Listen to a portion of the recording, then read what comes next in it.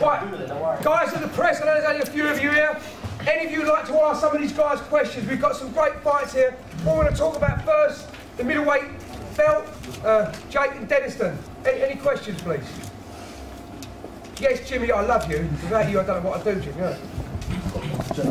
You won the decision last time. Yeah, guys, like me, I'm not shouting because I want to shout. It's they can hear, so it's a shout, Big Jim. Sorry, mate. You won the decision last time. It was a very close fight. How do you feel going into the next one, given that you have a win? Yeah, I'm positive about the fight. At the end of the day, I've got the win there. A lot of people say it was very controversial. You know, it was very close. Denson thought he won it. At the end of the day, it is what it was. It was a tough fight. It was a good fight. But yeah, I pinched it. But yeah, I feel confident for the fight. Really good. Yes, Ashley. Question for Jake. Sorry? Question for Jake. Yeah. How's your training differed from last time? What have you done? What have you changed up? That was how's you train at Team Titan? Oh, that's what he meant to say. Yeah, basically, obviously, I've been at Team Titan. My wrestling, jiu-jitsu, takedown defense, takedowns, everything's just through the roof. My striking, I've been out from MMA now for about a year, doing a lot of K1 fights and boxing and stuff. So my hand level as well has gone higher. And obviously I've dropped weight, so I thought that's at 93. So I'm in a lot better shape, a lot better fitness, and everything's just on form, mate, 100% mate, and everything. So yeah, Team Titan has done it for me. I will say one thing, both these guys have struggled making weight in the past for different organisations, even for my organisation. Both of them bang on the weight, so they're both fit, healthy, none of that struggling this time. They're both bang on the money. Denniston. Where have you been doing your striking, Jake? Sorry? Where have you been working on striking? Striking it, obviously, Sensex. Oh, I know, man. I ain't dropping the gym, it's alright. That's what it sounds like to me. With the Meister, Kieran Kettle, obviously. Just a question for Denniston. I mean, a lot of you watched Cage fight on Wednesday. When I watched it back, it was like he was having a pussycat fight. Denniston, how do you feel like going into this fight? I feel good. Obviously a chance for redemption. I set the record straight. I don't think he won the first fight, and I'll take that to my grave. He did. But hopefully I'll have a different ref this time as well. I do have a pick with Sledge, and I'm going to beat him on this one. What's the difference in the ref then? Sledge, I didn't like the way he ref the last fight, and Jake said he was perfect. It's really weird. It's really weird. Here's one bit. I don't like this referee. It's great because when you win, the fucking refs are the refs are great. What was? No, listen. Let's just move forward.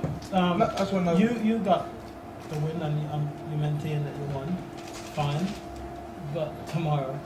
Okay, tomorrow's a different day, but I'm just saying. Yeah, cool. But what was it with the referee that you didn't like? I think it was your mate. My mate. Calm down. Dad over there. There's no conscience thing. I just want to know what I don't understand. But what did he do wrong? Let's just get on. Yeah, but you're saying that there was a problem. Yeah, I had a problem. Let's just move on. What was it? The second round, he was on top of me, and I was talking to the ref, going, "Mate, I'm fine. He's not doing no damage." Then, yeah. When you couldn't finish me. Oh God, can we just move on, please? Oh, well, there you go, people. Let's move on to come on, people around the field. Okay, that's one sort of bit of better. Right here, I've got to split these two up. Right, the great white shark is back. Well done, Mark. Mark Potter's fighting for the UK 1 heavyweight title tomorrow, and as you say, really, the only man with any bottles to stand up against him is Chris Arms. A big round of applause for Chris.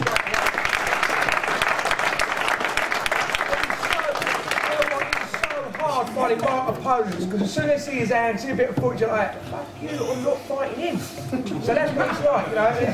But as a promoter, it's really nice. I think, you know, sometimes a lot of you guys, you know, pick up the phone and go, mate, I'll fight him if he's the devil, I'm there. And it's like Mark will fight anybody, Chris will fight anybody. It's great to find heavyweights like that. So Mark, how do you feel going into tomorrow's fight? Yeah, I can't wait. I've gone to old school. Hang on. Look, the great white shark, he's at it already. Fucking hell, Chris is eating the cup.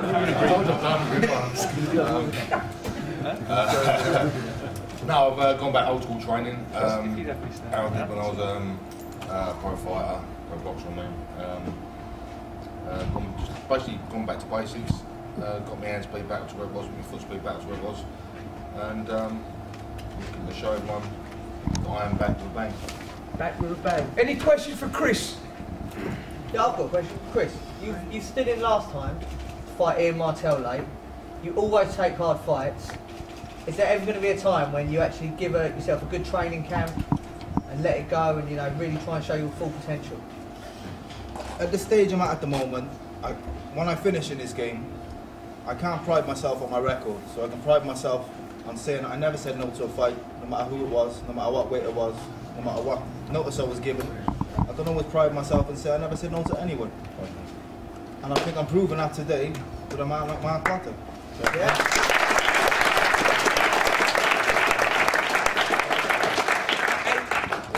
I swear to God, without Chris, he's saved me. I mean, I met Chris during Fighting Hurts. He was just a normal guy, boxer like Mark, but we showed him the skills and he really progressed as a fighter. He done really, really well on that level because he was fighting all the same guys at the same level. But since then, he's helped me out so much. And as a promoter, there's a few promoters out here, you always need a guy who'll go, I'll fight the devil, and that is the guy. Yeah, so, yeah, I can't. Thanks a lot, Chris, again. Thank you very much. No bonuses, but thank you anyway.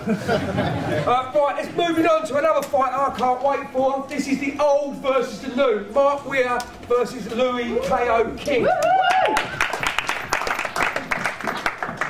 My missus said to me the other night, why that main event? Oh, I can't wait for that one. You know? And it really is a question of, is Louis going to take the first round knockout? Is Mark going to go, right, I'm going to take you into deep waters? So, and that's the kind of question everybody's asking. So any questions for both of these guys? Yes, Jim? A question for Mark.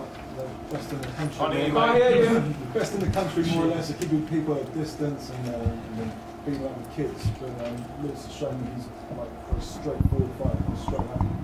How do you feel going into the fight, man? He's going to come spinning straight. All I can say is, like, I've been doing K1 for late 80s.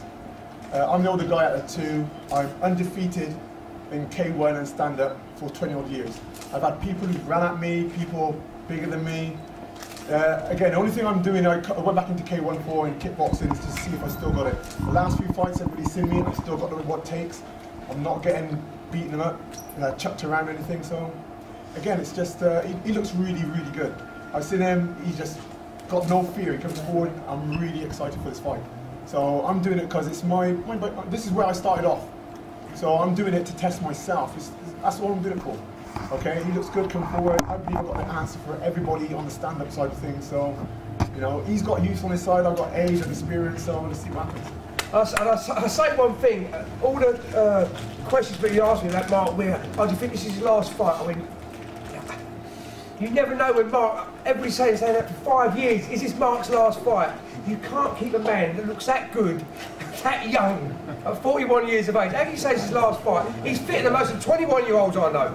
But yes, sir, in the back. Yeah, question for Louis. Obviously, all your other opponents you've defeated in the first round, but obviously Mark's a bit more experienced. You're going to use the same tactics, or you're going to be a bit more disciplined and pick your shots? Let's just say I've got a few more tricks up my sleeve, and no one's seen me legs yet, so I am going to come out, and yeah, I've never been rocked in all the time I've been fighting.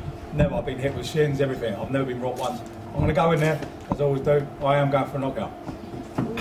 So, I've got a question for Louis. Louis, you stopped Sean Lomax. You're one of the only few people to have stopped him. Okay? Now, stepping up, that was a big fight for you. You stepped up again against Mark. Sure.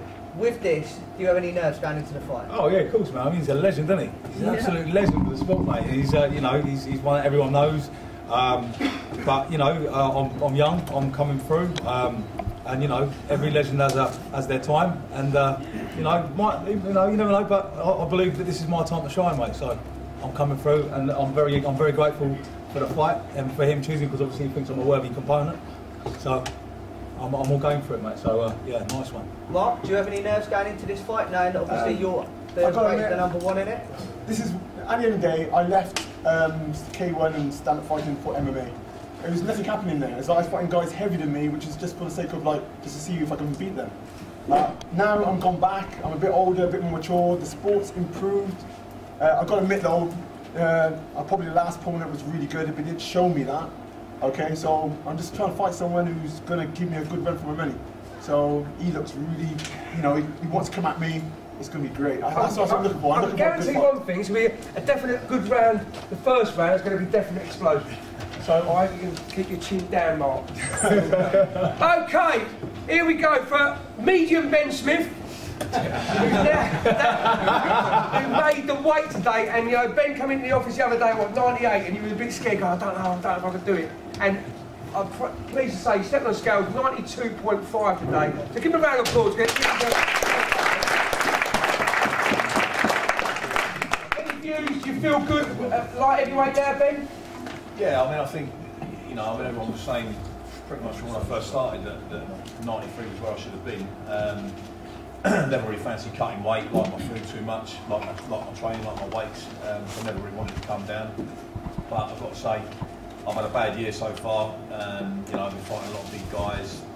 You know, at the end of the day, I'm always giving away too much in height and weight and reach and stuff. And I just think, you know, logically, it was time to make a change. I've changed my diet, I've changed my training, my cardio from through the roof. And to be honest with you, I'm fitter and faster than I've ever been, and I'm just as strong. I mean, everyone said I wouldn't lose my strength, and I didn't believe them. I thought, oh, I'm going to lose strength. I've dropped 10, 15 kilos, I'm going to lose strength. But I haven't lost no strength. I'm just as powerful. Yeah, I'm excited. Ricky, I know you're excited because you're in the Sky Card. You got the call late again. You're a Chris Arm, and you just went, I'll have the fight. You didn't. I think they give 10 minutes. They went, I'll give you a couple of hours. Back within 10 minutes, saying, let's have it. So, hats off to you again, Rick, for saving the day. How do you feel going in against Ben? Well, I feel alright. We say I was looking on 5 days' notice, but I was training 6 weeks before. I fought 2 weeks ago, so straight back into the training again as I did before. Well, it's a win-win situation, really. Ben's really highly ranked. I'm still making it through the ranks. Ben's original opponent pulled out, but he's still got a game on sitting here, so. So respect for Ben for letting me fight. Thank you very much. Yeah, and I just want to say, obviously, to Ricky, you know, obviously I found out Monday that Joe had obviously pulled out, and I was thinking, oh, you know, all that dieting. And let me tell you, anyone who's been through it knows what I'm talking about. When you've had the cut and the diet, and you know, and you can't eat what you want to eat when you want to eat it, you've got to do all the cut. It's hard work, man. It takes a long time, 10 weeks of dieting and you know, and sacrifice. And when I found out Monday, I thought, oh no, I can't believe it. So but obviously Dave said, leave it to me, I'll sort something out. And he came back within a couple of hours, literally. And obviously Ricky took the fight straight away, 5 days notice. I didn't think anyone would do it with 5 days notice, but he did. So obviously hats off to him, all credit, and obviously I thank him for that. Nice one.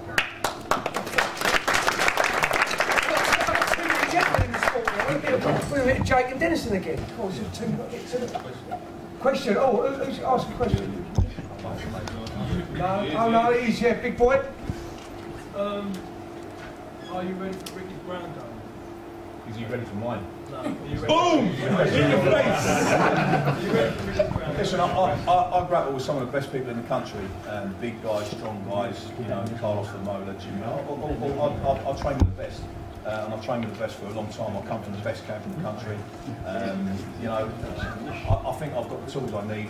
I think I had the tools I need to beat Joe Cooper as well, but obviously he ain't the guy I'm facing now. I saw Ricky's fight he had here. Yeah, you know, I can see what he likes to do. I've heard he's a good grappler. I'm not a bad grappler myself, so the best man will win, I'm sure. Thank you very much. Right, as I say, Earl Brown's in a bit of traffic. Oh, look at these two. Don't start. Ian Martell, no. His little lovers over there. Any question for Ian Martell? Yes. Ian, obviously you're training at Cowboy now. How's it going? Yeah, training at Cowboy has been good. I've been getting beat up by everyone, but you know, they take me in like family, and they've looked after me. It's been the best training I've ever had in my life. So, they give you a nickname? What did you say? They give you a nickname? Yeah, they have. And you know what it is. What is it? What? What is it? No like, you don't like it. Yeah. In a Scouse accent. Any other questions for Ian? Yes. How was your recent trip to the Dominican Republic? It was fucking great. Yeah. Dominican was good. It was a nice experience, and it was a boring ass fight. The guys like cheese over no butter. It was a boring fight, and I've got the I didn't perform in that fight. It was boring. It was miserable. And tomorrow night you're gonna see something special. Trust me. It was. I think it was my shoulder, but maybe it was a clash of heads. It was something. We both shot in the same time for a takedown. We clashed. You know, but it was a verbal submission because the doctor said he can continue, and he chose not to. So his corner could shut their mouths. And I tell the geezer when I see him as well. That's another story. Anybody who doesn't know Ian Martel, I mean, hang on, one second. I know you're Dominican uncovered. What I will say about Ian, he's not afraid to get beat up. And that's a lot of fighters go, no, I'm going to hide underneath this. Ian goes to all different camps, gets beat up, but in the cage, he goes to win, and that's the difference, you know. And I think when he was at Dominican, he was sparring, he was training. He's just a learner, like a sponge. He's young and he's hungry, and that's the kind of fighters you want to push up, because not like picking and choosing. He'll fight anybody. That's the kind of guys that you want to push, and he's good looking as well. Or adopted. Yes, Ben. What was a lot of your fights have gone to the floor. Your last fight was against a wrestler who was going to try and stand. Are we going to see your stand-up against style? Yeah, yeah. I mean, you've all seen. I can wrestle now. I've seen that. You've all seen that. I've got submissions, and in the last fight, I've proved I can work with my back. I've proved I've got offensive wrestling, and now none of you see me kick, none of you see me punch. For those of you that don't know me, you will see something special tomorrow night. I've got bombs for days, and you're going to see that. So let's get on. Yeah.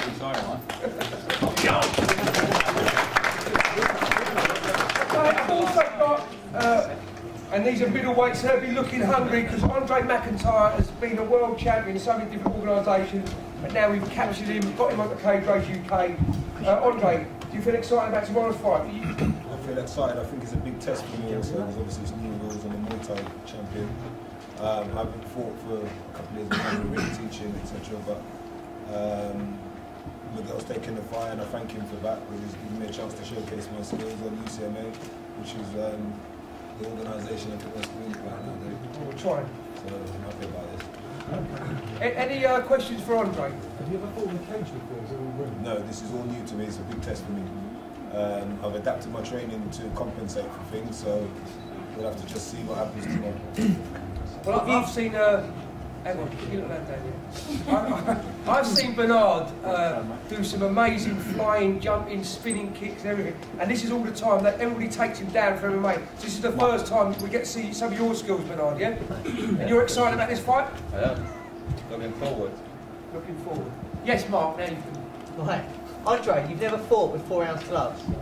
Have you trained to adapt to that, and are you looking forward to using them? That's all I've been training in. That's all I've been training in, and I've noticed they seem to be cutting quite quick. I've got a few sparring partners that seem to be getting cut quite quick with those gloves, so I'm wary of that the gloves are quite dangerous, but I seem to be the one causing the damage. So. That's what it is with 4-ounce gloves. That's what the K1 fights 4-ounce gloves are for. So you can't just cover up. You've just got to go at it all the time. Any other questions for any of these guys? Any last questions for Jake and Dennison before I split these two up? Question for Lewis. Lewis, you've shown how great your K1 is. I've heard rumours of a transition to MMA. Can you tell us more of these rumours? Definitely, yeah. Next year, man, if you like me at K1, I'm definitely going to be trying my hand at MMA, mate, and see how we go with that. Any other questions? Everyone's going to push the tables back. I've got a question. What's happening with the featherweight title at the moment? Are you talking to me now? Yeah. The featherweight title at the moment, there's a bloke called Ash. Something Grimshaw. Corey Tate is probably going to relinquish that title come February. He's fighting for the interim bantamweight title against Spencer Hewitt. And the winner of that will fight George Andrews later on in the year. The featherweight title, I'm still juggling about what I'm going to do with it at the moment. I don't know if that answers your question or answers Ashley's question. Yes, sir. Have you got a big announcement? Have I got a big what? Announcement. Ask my wife. Have you got a big announcement to make about the show in February? Show in February. What about Paul Daly? Is that what you want to know? Yeah, Paul Daly will be fighting Luke, the Viper signs February the 4th. Yeah, 100%. It's all sorted out. Should have been fighting. We try to keep it under wraps. We don't like to say things unless it's all done, but Luke Signs got bronchitis, couldn't fight, so we had to just scrub it and push it before we even announced it. But yeah, it's pushed to February the 4th. So February the 4th, Paul Daly versus Luke Signs. Yes, sir. Right? K1, yeah. K1. There's a question to everyone sitting in front of us in the fight as well. Who likes to see knockouts and fights finished? Yeah, everyone. Yeah, likes it, right? So everyone likes seeing people go at it and finish in fight. Dave, £100 bonus for knockout of the night.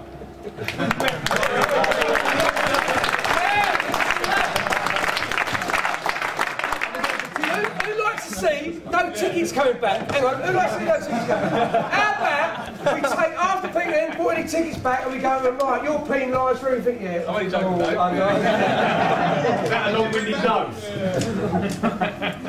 What we should do, bonuses for anybody who pulls out of a fight or gets injured. Or listen, I understand this. I've done this game for 10 years. Every fighter has got an actual life. That means you've got a wife, you've got kids, you can get ill, your house can get, your job, you know, your wife will get pregnant. Everything can happen to you. I understand that. And as long as fans understand that, that's why you'll see cards to be changed. These are human beings sitting in front of us, but luckily they're man enough to get in the cage and fight. And that's why there's so many. So again, hats off, round of applause to all the fighters. Thank you very much.